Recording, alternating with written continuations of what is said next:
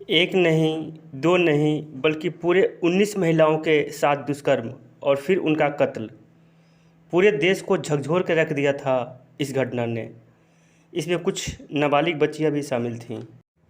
यह बात मई 2006 की है।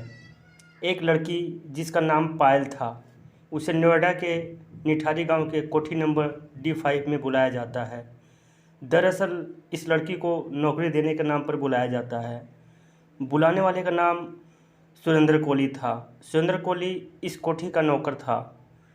कोठी के मालिक का नाम मोनिंदर सिंह था, जो अक्सर बाहर रहा करता था। पायल उत्तराखंड से आई थी। वह लड़की ऑटो रिक्शा से कोठी पर आती है और ऑटो रिक्शा वाले से बोलती है कि भैया आप यहीं पर खड़े रहो, मैं इंटरव्यू पे जा रही हूँ और जब बाहर आऊँगी तो आपके पैसे दे दूँगी। ऑटो रिक्शा वाला कोठी के बाहर खड़ा रहता है और लड़की फिर कोठी के अंदर चली जाती है। काफ़ी देर गुजर जाने के बाद लड़की वापस नहीं आती है। फिर ऑटो रिक्शा वाला कोठी का दरवाज़ा खटखटाता है और उस लड़की के बारे में पूछता है। ऑटो रिक्शा वाले को जवाब मिलता है कि वह लड़की तो काफ़ी देर पहले यहाँ से जा चुकी है। रिक्शा वाला कहता है कि मैं तो मेन गेट के सामने ही खड़ा था, वह लड़की कोठी से बाहर निकली ही नहीं। फिर ऑटो रिक्शा वाला वहाँ से चला जाता है। कुछ दिन गुजरने के बाद इधर लड़की का पिता नंदलाल उत्तराखंड से लड़की को ढूंढते हुए नोएडा आता है, क्योंकि लड़की ने अपने पिता को बता रखा था कि मैं नौकरी के सिलसिले में नोएडा जा रही हूँ, मोनिंदर सिंह ने बुलाया है।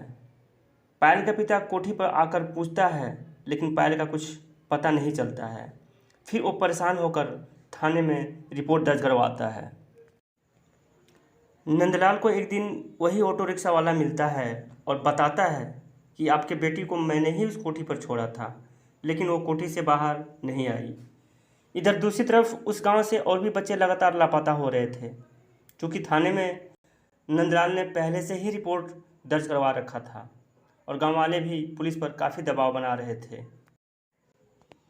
दबाव में आकर पुलिस ने आखिरकार एक दिन उस कोठी पर छापा मार ही दिया।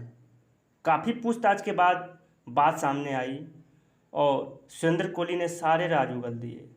उसने कबूल किया कि सारी हत्याएं उसी ने किया है। उसने बताया कि वह नौकरी का झांसा देकर लड़कियों को कोठी पर बुलाता था और उनके साथ दुष्कर्म करके उनको मार देता था। फिर उनकी लाशों को सामने वाले नाले में दबा देता था। इसमें कई सारे नाबालिग बच्चियां भी शामिल थीं।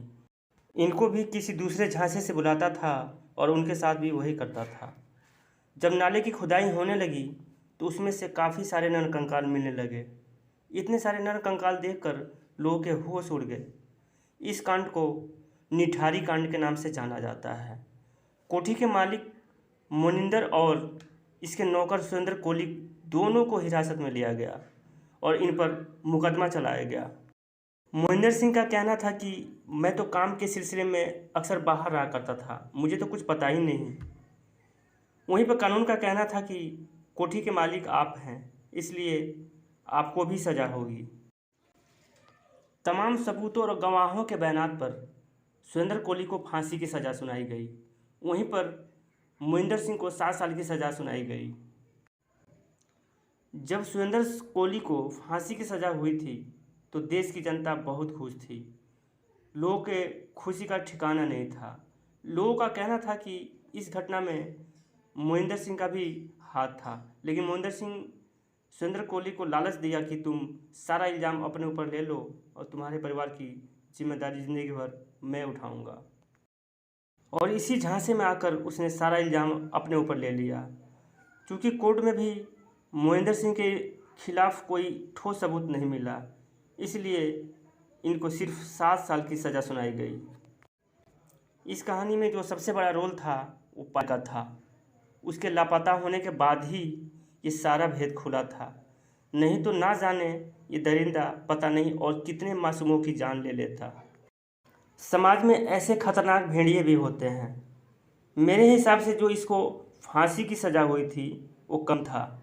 ऐसे भेड़िए की तो इससे भी खतरनाक सज़ा होनी चाहिए थी। दोस्तों, ये कहानी यहीं पर समाप्त होती है। आप कमेंट करके बताइएगा कि ये कहानी आपको कैसी लगी। तब तक के लिए आदाब और नमस्कार।